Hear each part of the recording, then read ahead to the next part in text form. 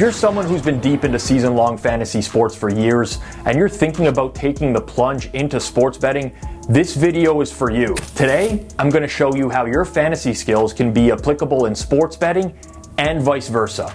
We'll talk about transferable skills, similarities and differences between the two, and how a better understanding of both can make you more successful in each. Let's dive in.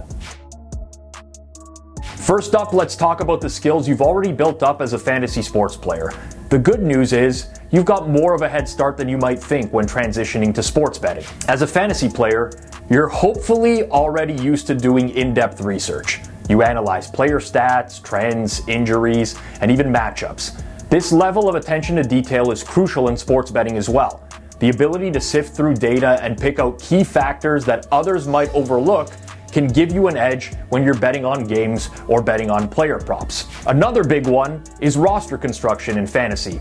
If you're in any sort of auction pools or a pool where you have a limited amount of money to spend on free agent pickups, you're managing a budget, which translates directly to bankroll management in sports betting. Just like in fantasy, where you don't overcommit on one player or on one team unless you think they have a massive edge, in betting, you need to manage your money wisely, making smart, calculated wagers instead of going all in on a single game.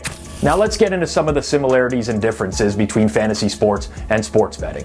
In fantasy, especially season long, you're focused on long-term results. You're thinking about the season as a whole, balancing players for consistent performance. Some fantasy managers might sacrifice 1 week for a better chance of long-term success. Think of the guy or girl in your pool that drafts 4 wide receivers that are all on the same bye week. In sports betting, you're interested in the long-term results as well. However, you're often looking for short-term edges, focusing on specific games or outcomes. This requires adjusting your mindset to handle the volatility of betting, especially when dealing with variance in individual games. One of the biggest differences is the concept of market dynamics. In sports betting, you're working with an odds market, where the price or line changes based on the bets that are coming in. Understanding how odds move and why is key. In fantasy, you're dealing with a static league structure. But in betting, knowing when to bet is just as important as knowing who to bet on. Believe it or not, the skills you develop as a sports bettor can also make you better at fantasy sports.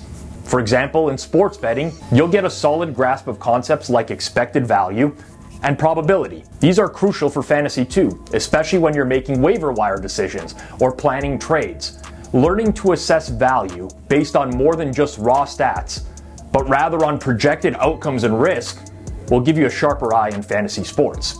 On the flip side, your ability to project player performances from fantasy can make you better at prop betting.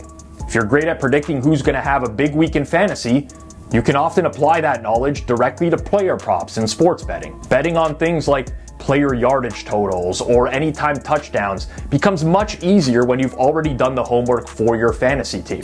So where do you start if you're ready to make the transition? Start slow and treat it like a learning process. Just like fantasy, you're not going to win every bet right away. You need to be comfortable with losing sometimes.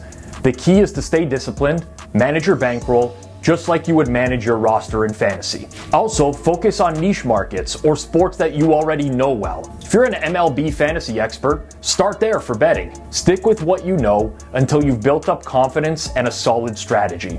You don't have to bet on every sport, just like you wouldn't play in every fantasy league out there. At the end of the day, transitioning from fantasy to sports betting doesn't have to be a big leap. You already have a lot of the core skills. You just need to tweak your approach, manage your bankroll, and understand a few key betting concepts. If you found this video helpful, make sure to check out my podcast Circles Off, where we regularly explore topics like this one. Until next time, good luck with your betting.